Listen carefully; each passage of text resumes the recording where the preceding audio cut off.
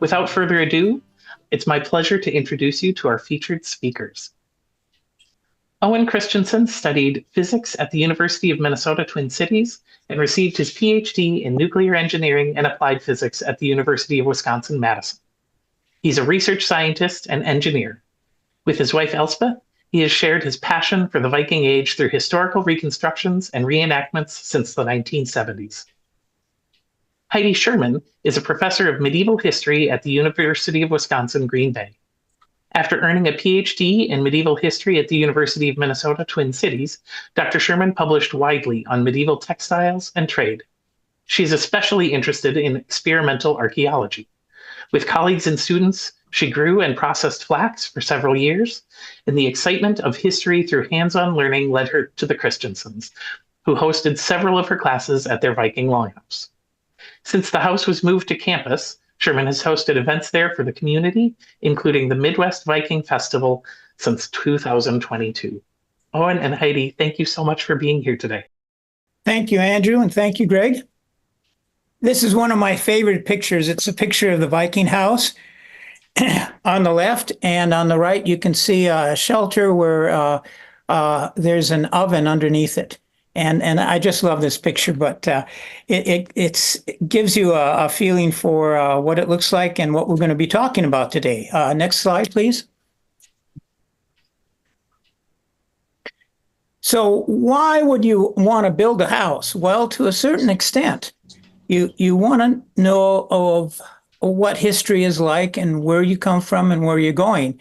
And for me, my Scandinavian heritage goes all the way back to the Viking Age. And so I've always been infatuated with the idea, what was life like back then? And so that's part of the reason why Elspeth and I decided to build a house, is to experience what life was like back there, not just simple things like clothing and food, but how you actually live. You can see a couple of pictures here. There's me in front of the front entrance of the house, and on the left, Elspeth and I are standing inside of our house. The sunlight, the beam of sunlight coming in was natural, and it just happened, and we were lucky to get a picture.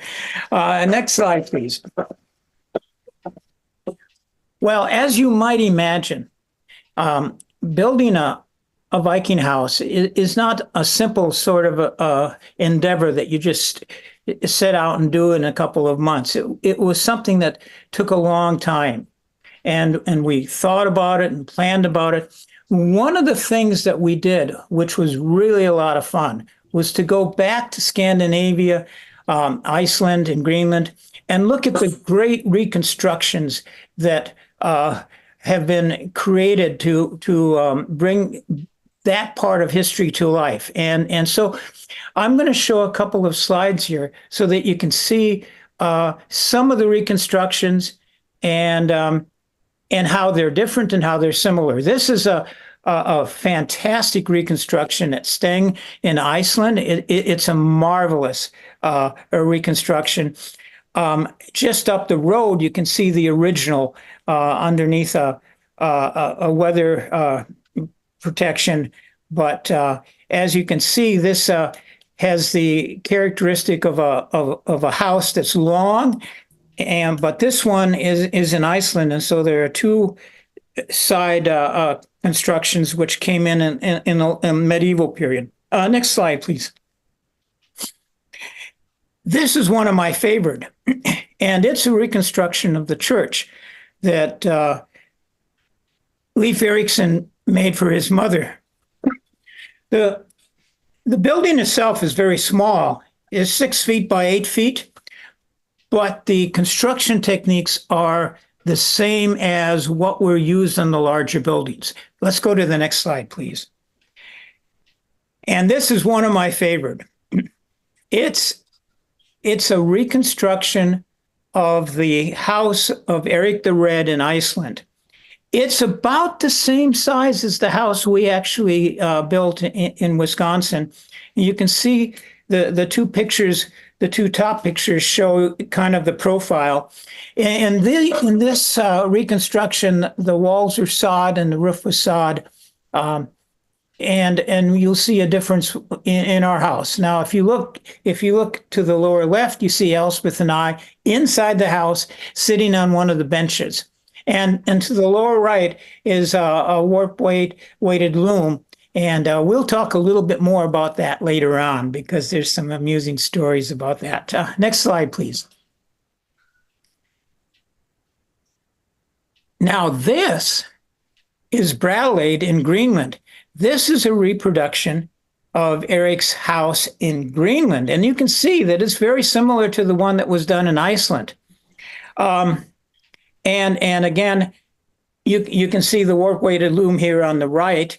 And if you look in the lower left, you can see the central hallway and the two benches. Next slide. And again, we have another reconstruction of the church that Leif built for his mother in Greenland. Again, the construction is all the same that was used in the larger buildings and the smaller buildings. The small churches are really attractive little buildings. Next slide. Now, if you want to see a majestic reconstruction, we started with Steng, but there's another one in Stiklestad. Stiklestad is the site of a museum that commemorates the battle with King Olaf in 1029. This was an important milestone in Norwegian history. It was at this point that Norway started to think of themselves as a country and as Norwegians. And they wanted to bring to life that period. And so they built this majestic building. What you're seeing here are some pictures we took while it was under construction. And of course, it's much, much larger than the one we ended up building, but that's okay. Next slide, please. And of course, there are numerous other reconstructions. This one is Borg at Lofoten in Norway. Again, a magnificent hall, very, very large and quite long. If you ever go to Scandinavia, you've got to go and see these reconstructions because they're just magnificent. On the right, you see a fireplace and how food might have been cooked over that. You should keep that in mind as we get to the house that we built, because we spent a fair amount of time working on that. Next slide. Well, you always think about doing something, but it's hard to put together exactly how you're going to do it. It wasn't until I took a class at Vesterheim in 2007 where Cora Herfindahl came from Norway to show us how to build a Grindbuilding, a Grindbygningen. And the techniques that he demonstrated and showed us are the same techniques that were used to build these timber frame buildings in Norway for hundreds and hundreds of years. And we think that these are indeed the same techniques that were used back in the Viking Age. It was a great course. The only problem was I was maybe the most inexperienced timber framer in the class. And so they thought it was important that I learn how to handle some problems. So whenever we came to a knot, they came and said, Owen, you need to practice. Come over here and take care of this knot. Next slide, please.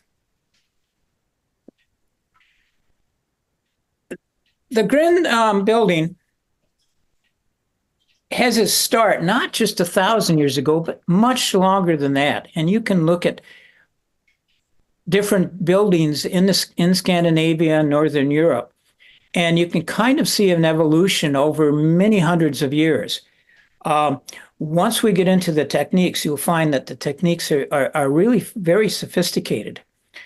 And I think that the Grind building kind of reached its peak about the Viking Age. However, about 1,000 years ago, toward the end of the Viking Age, construction techniques using logs came in, and there was a movement away from the timber frame houses, the Grindbuildings, to log cabins. But the Grindbuildings continued to be used as outbuildings. And in places like Iceland, they were continued to be used as the main living structure.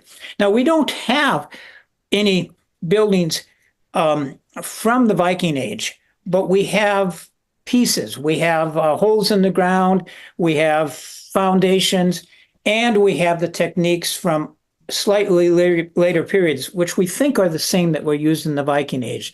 And so, to a certain extent, we have to go and kind of extrapolate back to the Viking Age with our building techniques. Let's go to the next slide.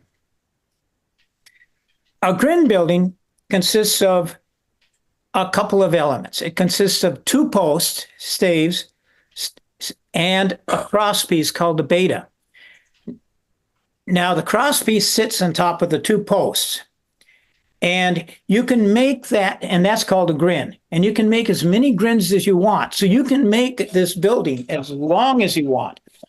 In terms of how wide you can make it, you're limited by the beta. In Norway, they used pine, and pine trees grew pretty big, so you might get a beta that was on the order of 28 feet, maybe. And so that kind of sets the width of the building. Now, the other things that you should note are the rafters. They're called spura. In this particular style, you don't see a ridge pole that goes from rafter to rafter. And that's okay because it's self-locking. Other construction techniques, there's variation from different parts of Norway where they used ridge poles and they used double stavleggers. Oh, I didn't mention the stavleggers. The stavlegger is the stave that lays on top of the posts. And you can make joints in that, allowing you to build it as long as you want. So, and when you go back and look at the different reconstructions, you'll find that they're never exactly the same. There's variations between them, and that's okay. Let's go to the next slide.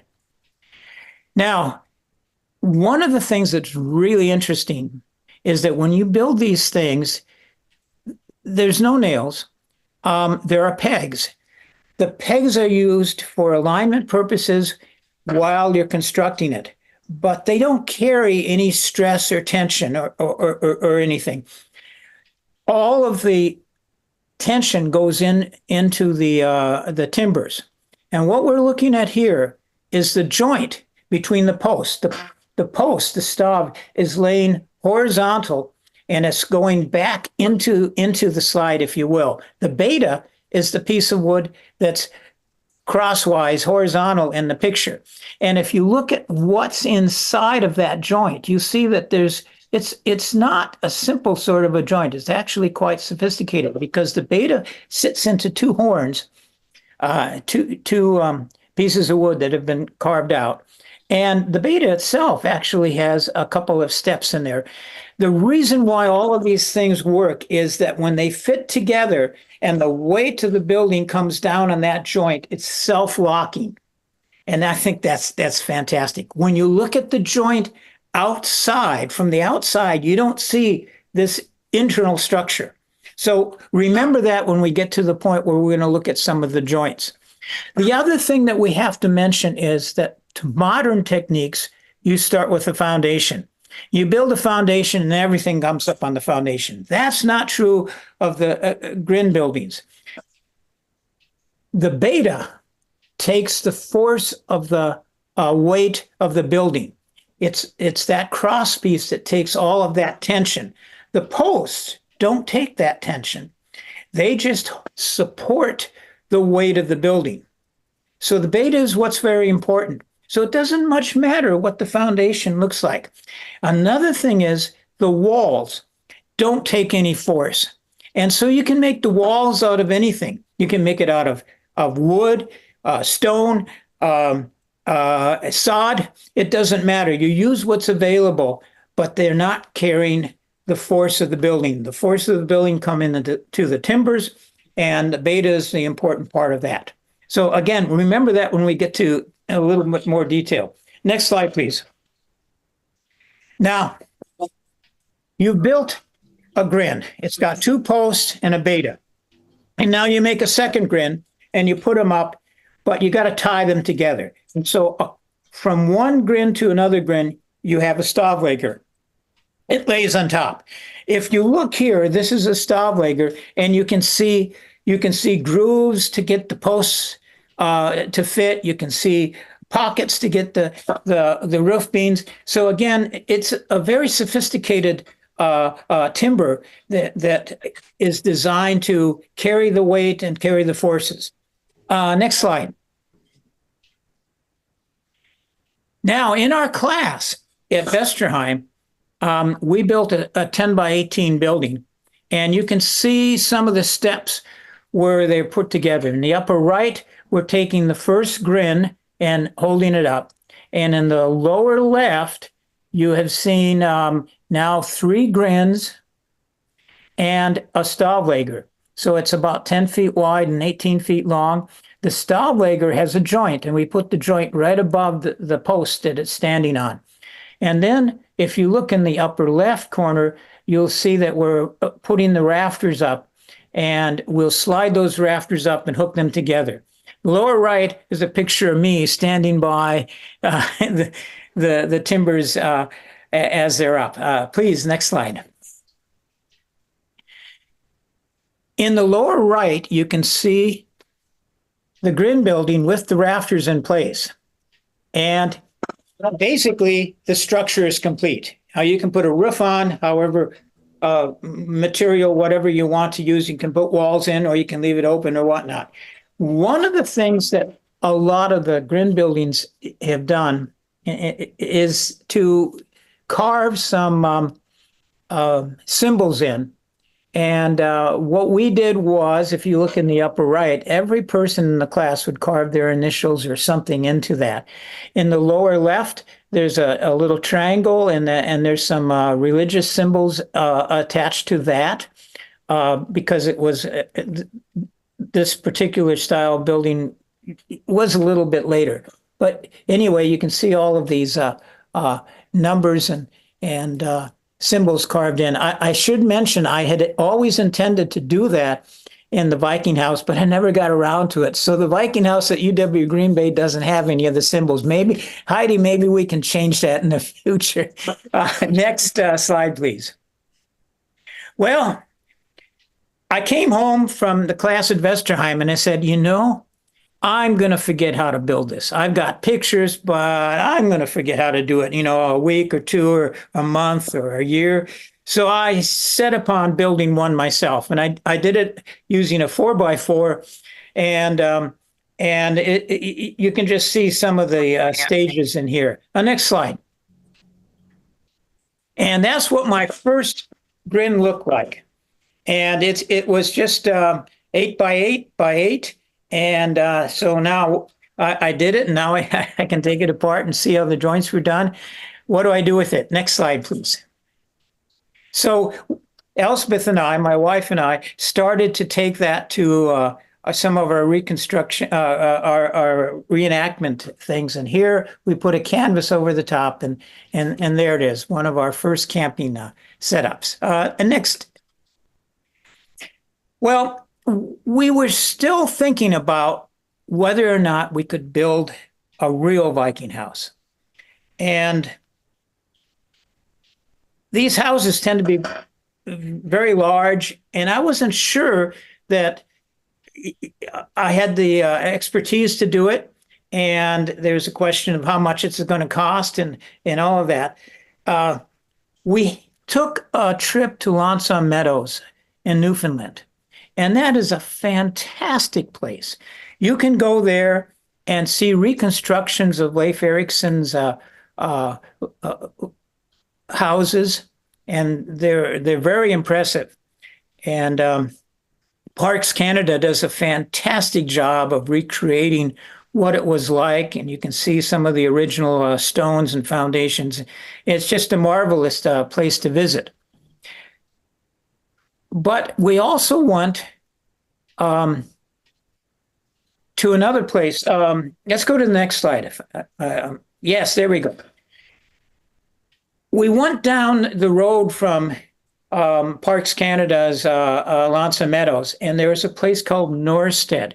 And this is a for-profit place started by some archaeologists who wanted to go and give a slightly different feeling for that.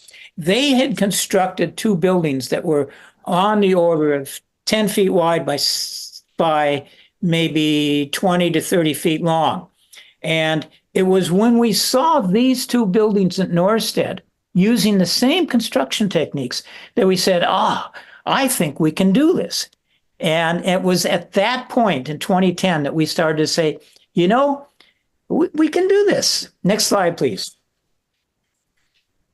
So we started planning in earnest in 2010, and it consisted of a number of things. One was to go and actually create a model, and you do that by putting it in a piece of paper and making drawings, and you can do three-dimensional things, and I've done that too.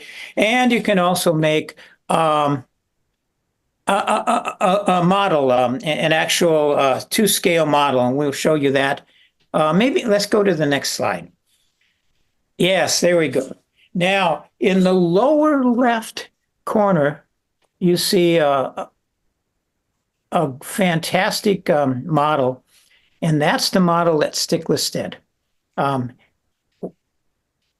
My sons and I were in Norway at Christmas time, and we saw these two guys working on this model. And I went up to them and I said, "What are you guys doing?" So we're going to build a longhouse.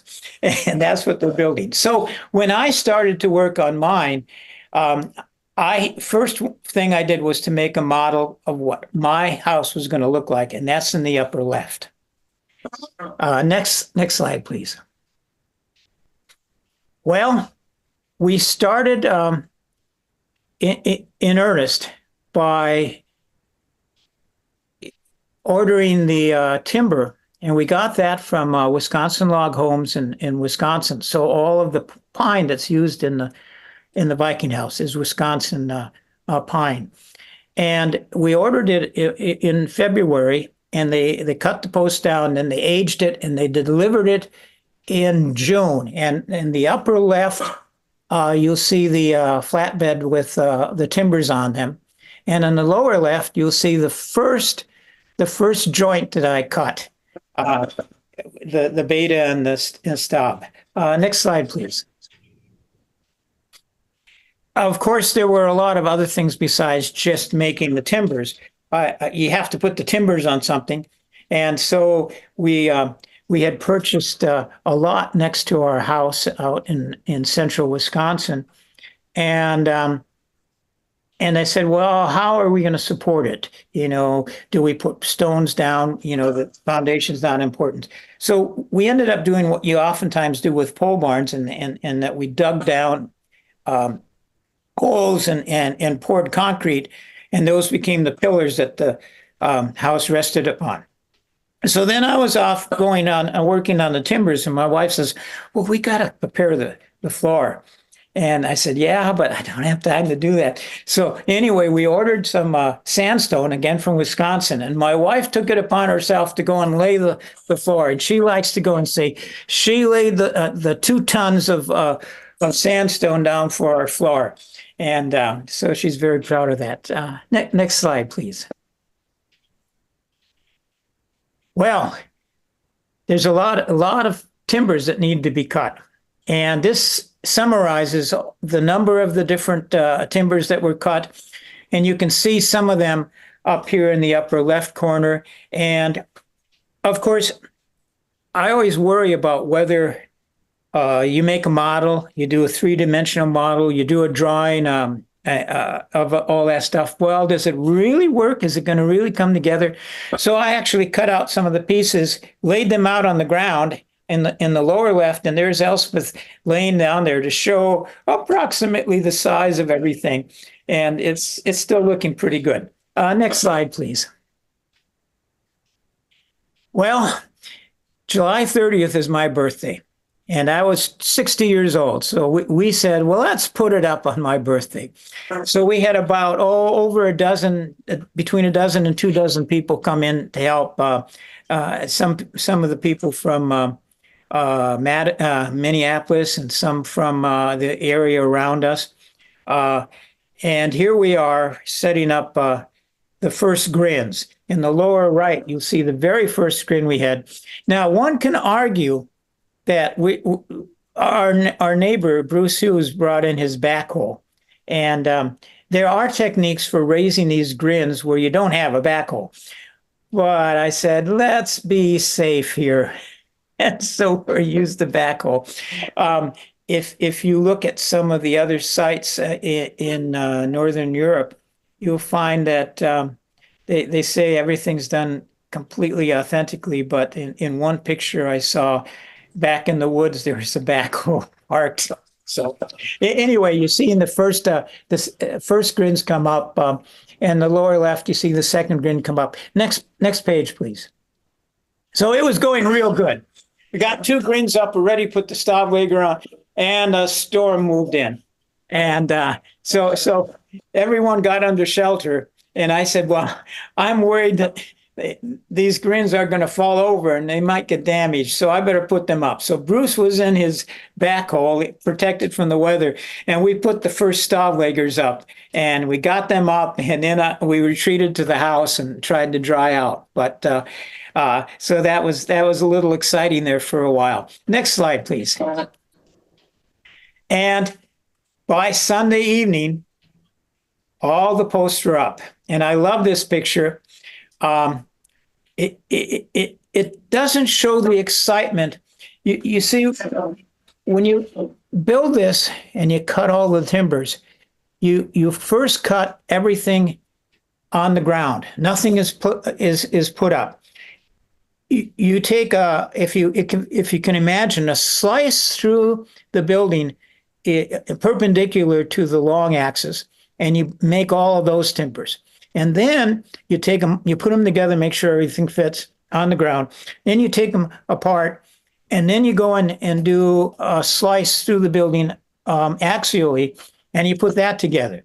So you've never really put it all together until you raise it. And I was really worried about this. I designed this to be 28 feet long.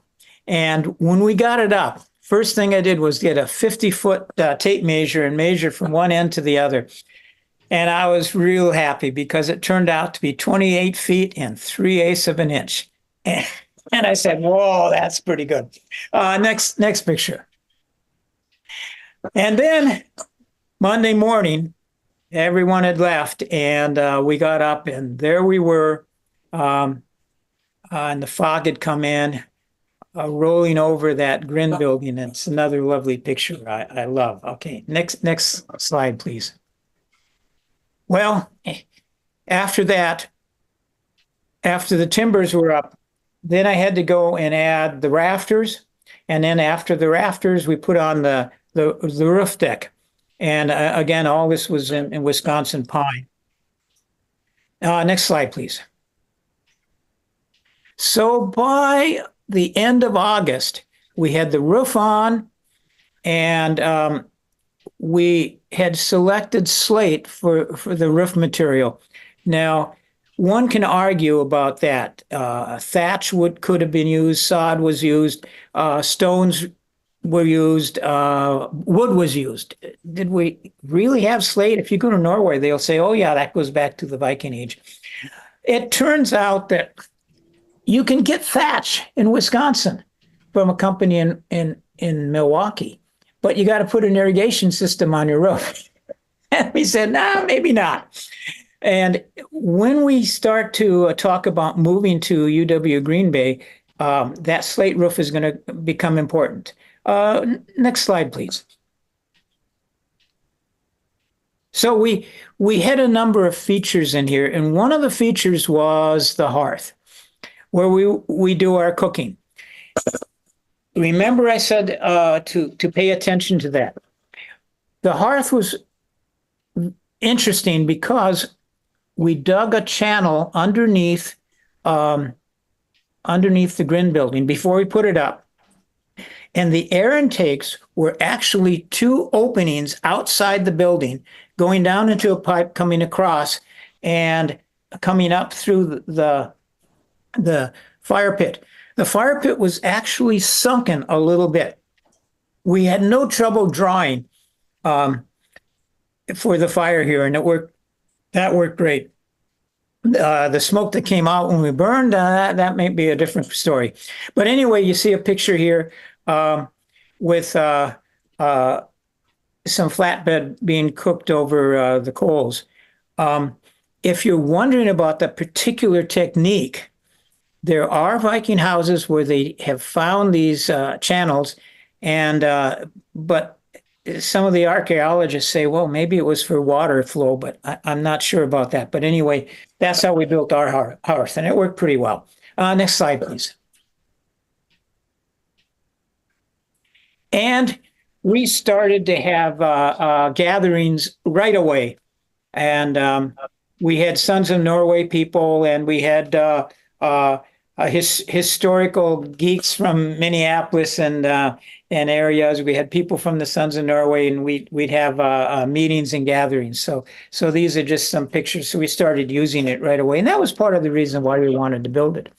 If you look in the upper left, you'll see that it looks like it's quite a cozy little house. The walls aren't complete there yet, so we started using it, right away, even before it was completed. Next slide, please. Lighting was always interesting, and we used little lamps out of soapstone that were fashioned after some that were found in Greenland. We've used candles. We used the fire in the fire pit. It's very comfortable. It's very warm.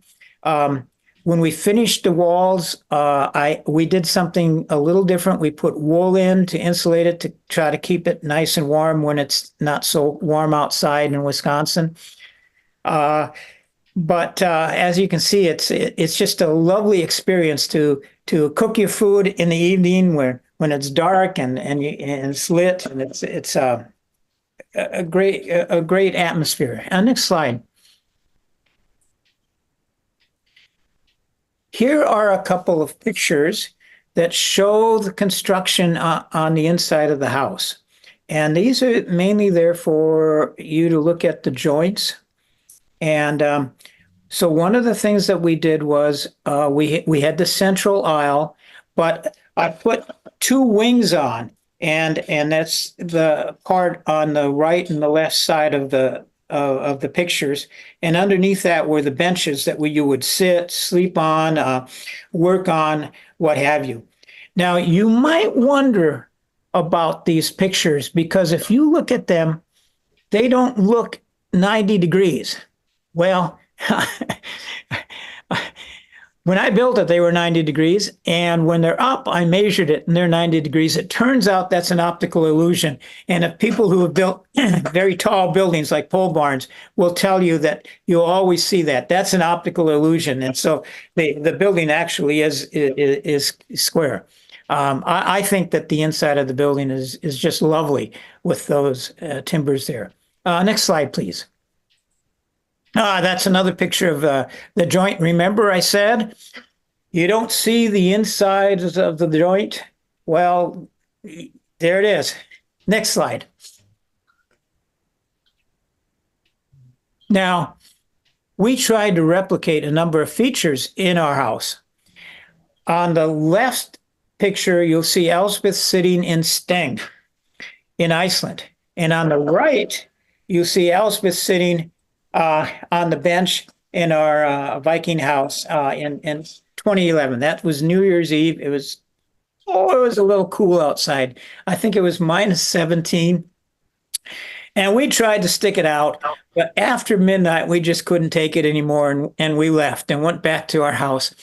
And when we returned the next morning, the mead was frozen, so it was cold. Next slide, please. I tried to duplicate a number of different features, and these are my interpretation of how you could make a door latch. And it's based on some stuff that Carol Morrison put together in her book, and Hedeby, some finds in Hedeby. Next slide. Now, my wife had told me that there were some important things that we had to do with this house. And one was that fireplace. Another was she wanted a space for a Viking warp-weighted loom. And so there it is for her.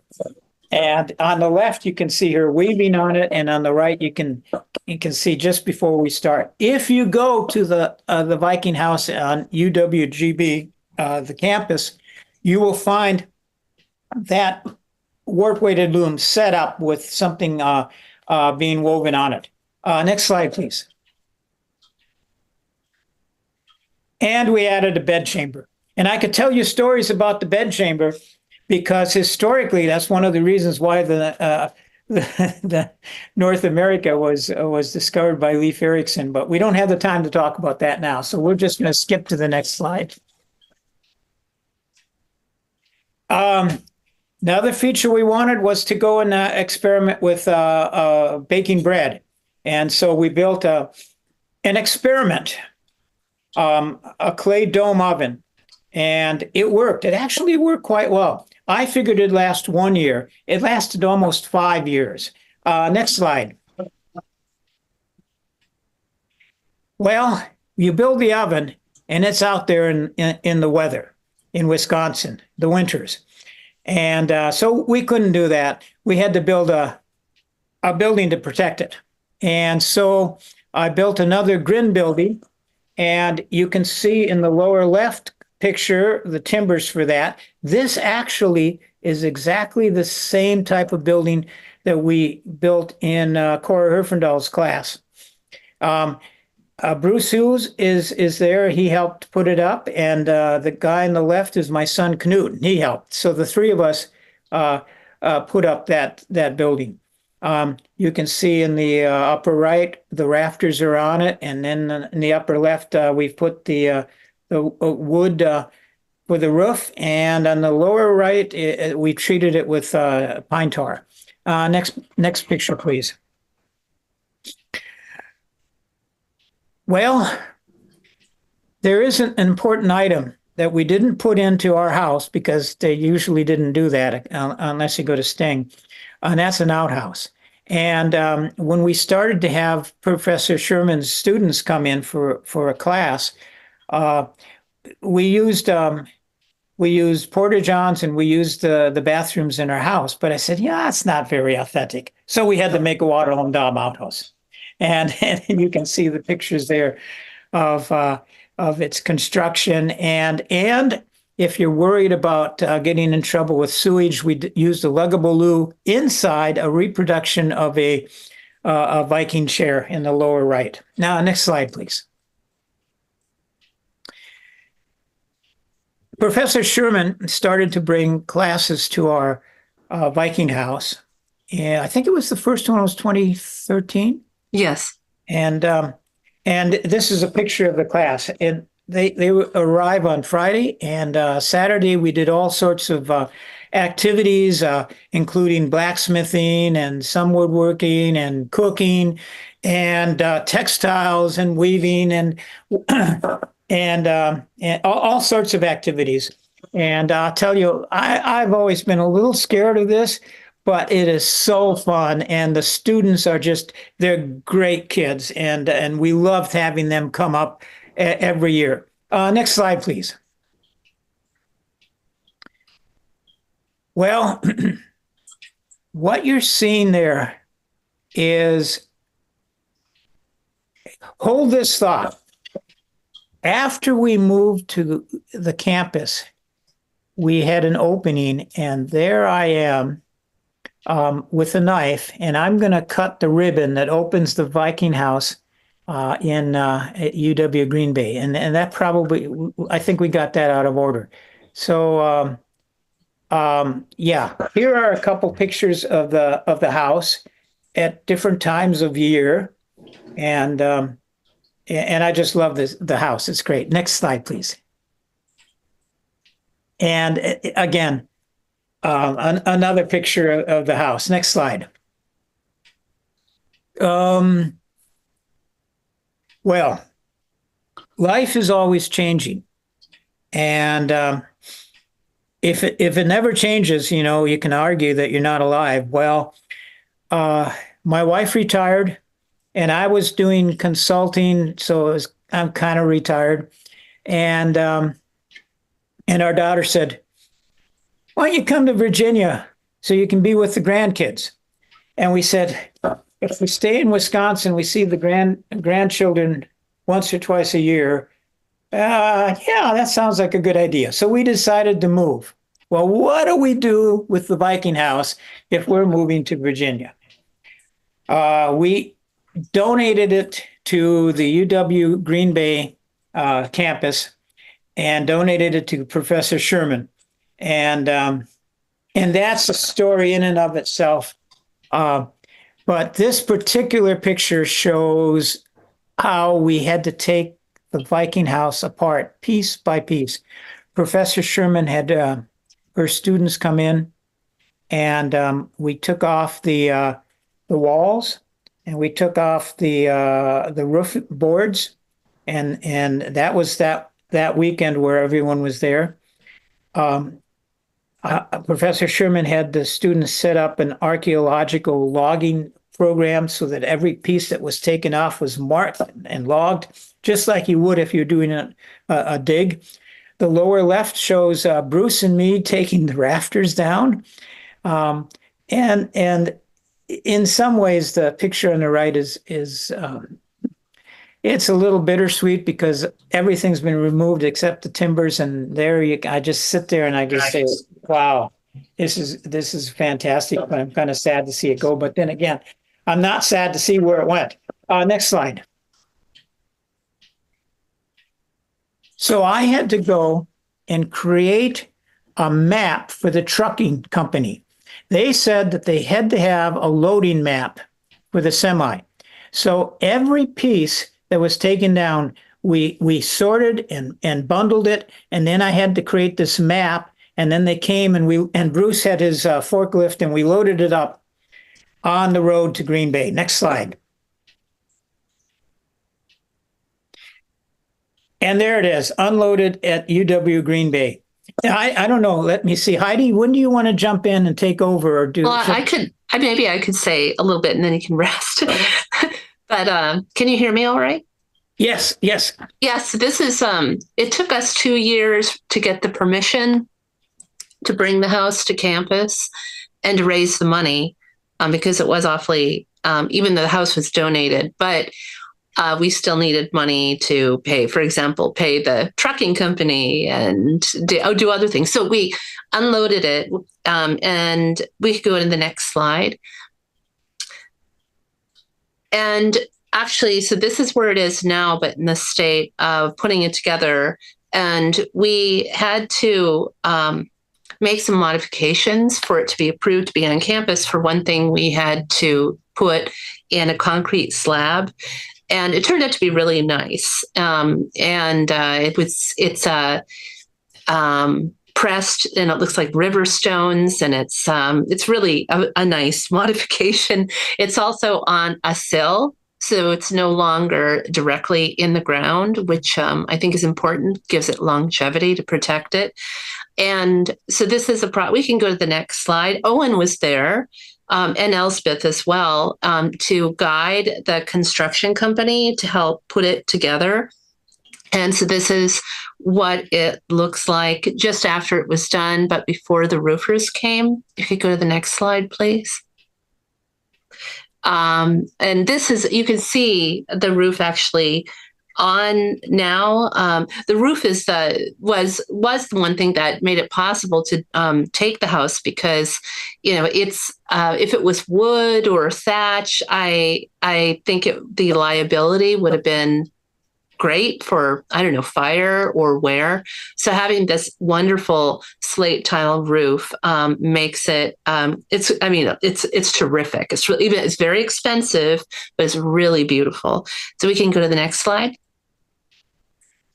And so this is before the house was put up, but on the concrete slab in the sill. And if you go to the next slide. Here, the roofers are putting the slate tiles on. And I think the roof is actually I just love the house, but the roof is absolutely gorgeous. The next slide, please. Okay, and again, here's a roof deck. And also, Owen stayed on campus with us for I think it was close to 3 weeks, making sure that everything went into place. And the next slide, please.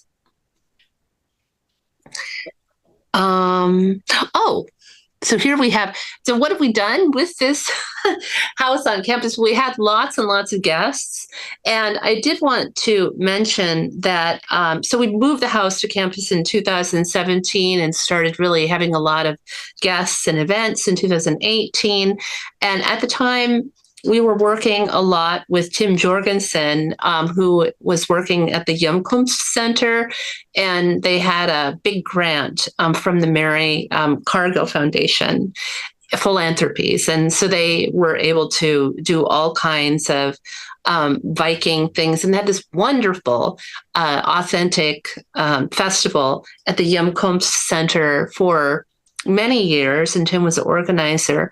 But what happened with the pandemic, the museum decided that they no longer wanted to host the festival, and they asked if we would host it because we actually, where the house is on campus, happens to be a really good place for a festival. And so we've had one for 3 years now. And you can see this is not a booze and battle festival. This is an educational festival that lasts for 2 days.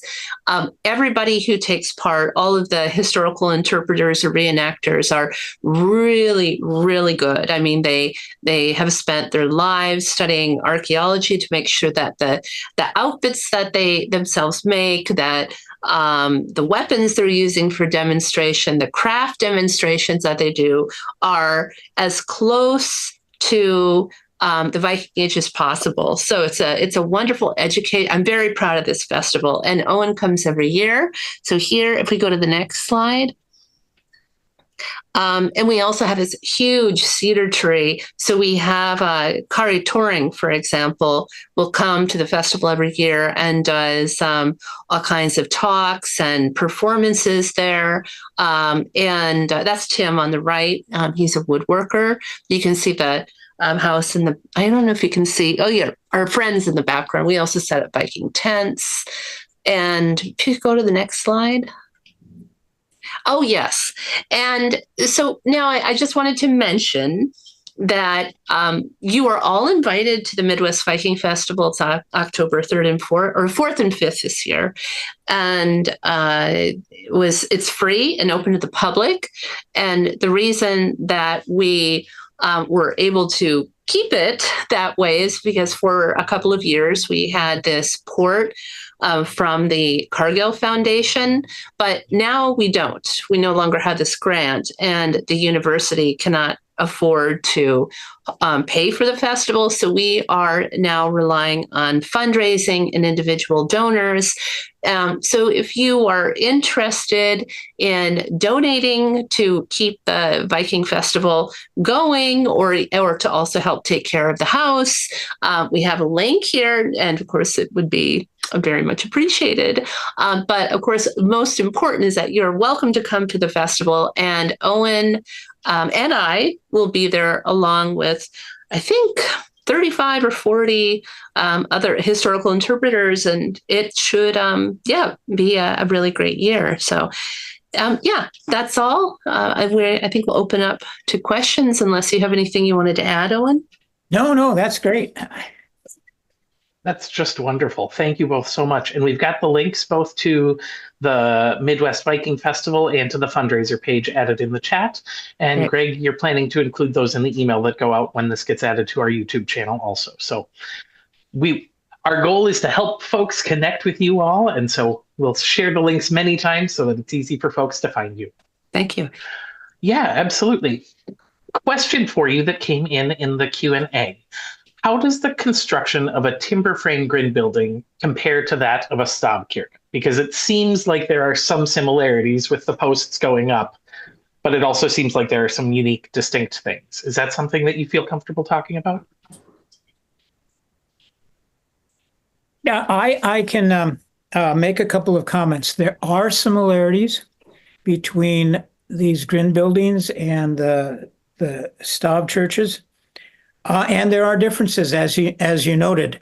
The Stav churches are I would say more sophisticated, more artistic, and some of the features inside of them are completely different. But they were built about 100 years later than 150 years later than what I was trying to do with the Viking House.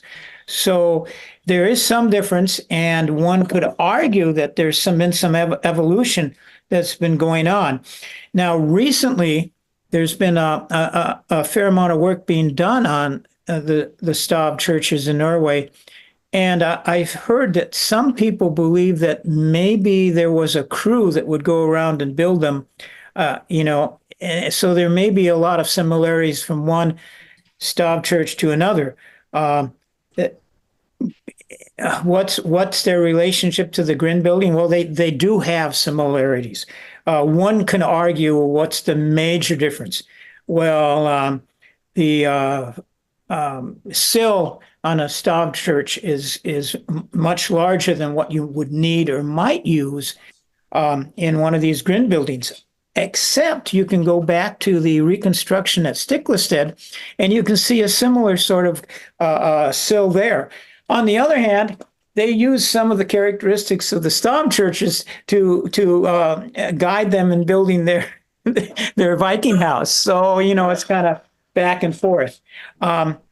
Interestingly, they are uncovering some graffiti on these Stav churches. Some have been translated and some have not. This last year, we were in Oslo, and we saw the Stav church from Gul, which is where my family came from. And one of the girls who was dressed in the telemark bunad, she showed me some of these graffiti with the runes, and they said, "Well, this has been translated, but this hasn't been translated." It's really a fascinating story. But how, exactly what the differences were and what the evolution from a Grin building to a Stav church, I'm not sure that those details are fully known or been filled in, and that's what makes studying this stuff so fascinating. Absolutely. I'm not sure I answered the question. I'm sorry. No, I think that gives good context for folks who are wondering about it. So thank you. A question that probably started as an Owen question and now becomes Heidi's field. What kind of maintenance is required to keep the Grin building in good condition? How long does it last if you do that good maintenance? Like Heidi, you talked about getting it up out of the soil is going to help preserve it longer than having the posts embedded in the soil would have. Mm-hmm. Well, one thing that we did is we painted it, and it's red and black. And and this was as per Owen's advice, we used the Swedish pine tar paint, which of course is used for ships and timbers that are exposed to the wet. And it's been great. When we painted it, the wood just totally soaked. It's very expensive. And this is another reason why we are needing to raise money, because maybe 5 years ago, it cost $600 to paint the house. And I think now it's getting close to $1,000, but it's well worth the investment. Owen, do you have anything to add? Yeah, the Grin buildings were put up, and sometimes they were put in the ground, sometimes they were put on stones, and sometimes they had a foundation and a sill. Obviously, a foundation and a sill really helps to preserve the wood. There was some damage when I took it down. I'm going to step back a second. When I built it, originally I was going to put a sill in. And as we were getting close to the time when it was going to go up, I said, I don't have enough time to go and make those joints. So I think I'm just going to put them on the post. And that's what I did. And indeed, there were a couple of posts that had some wood rot, which we had to take out and replace. Now, putting them on a sill does ensure that they last a little bit longer. Mhm. How long do these things last? Well, I think that if you look at the sagas and you look at the different archaeological finds for places like in Iceland, it appears that the buildings would go up and last for a generation. So we're talking about 25 years. But then after one generation, another generation would come in and they'd start adding to it, adding a room here, a room there, especially in Iceland. In Norway today, these Grindbuildings are recognized as standing for hundreds of years because as long as you keep timbers dry and do routine maintenance, they just last and last because they're massive structures. There's no deflection on the beams. One of the questions that came up when we moved to UW Green Bay was, is it strong enough to put on a campus? And we had architects and engineers come out and measure things and check things. And the good thing I can say is one guy is sitting there saying, how much deflection do we have here? Do we have something like an eighth of an inch? Nah, there's nothing going to move here. And so, yeah, if they're properly the oldest Grindbuilding that we have extant is 1585, I believe. 1585. So that's 400 years. So they last a long time if you take care of them. Fantastic. Fantastic. Oh, and there is one other question. Do you happen to know which park in Decorah the building that you worked on in 2007, the timber frame that you worked on, was moved to? I've sent an email to a couple of my colleagues because I know we have timber frames in several parks in Decorah, but I'm not sure which one this particular class, where that park is. You're testing my memory. There's actually two. There's the building that the class I was in with Cora Herfindahl. And then several years later, they tried to get Cora to come back and teach another class. And Cora said, I don't want to go back and do that. Ask Owen to do it. And so I taught a class. And so there are two Grindbuildings in Decorah. Now, the one, and I'm sorry, I don't remember the parks. Decorah Parks paid for the timbers. The one is kind of, it's close to downtown, but you go up a road, take a right, and you go up Phelps kind of. Park. Yep, That's Phelps probably Park. it. Yep, overlooking the community prairie there. Yes, I think that might be it. But I'm not absolutely sure. Now the other one was put out on the outskirts of Decorah, I think on the north side, and there's it's a little park, and there's a number of new homes that were built in that area, and I don't remember the name of that either. I've got pictures of both. Okay, excellent. Well, good. If you would be willing to send the pictures, I will pass them along to folks who are interested in going and seeing them themselves here in Decorah when they get to visit Vesterheim sometime. That would be wonderful. And I should mention another thing. When we went to Oslo and went to the folk museum there in the 70s, about 77, there were a number of buildings that they'd moved in. But when we went back a couple of years later, a couple of years ago, and that's almost 40 some years difference, you'll find that there's a huge number of outbuildings that are being built in that open air museum, and they're all Grindbuildings. So interesting. Well, that's great to know. Excellent. Good. Thank you, Heidi. Thank you, Owen. Yeah, thank you. Decorah thanks you, Owen, for the buildings in our parks as well. So have a wonderful rest of your weekend, and thank you so much.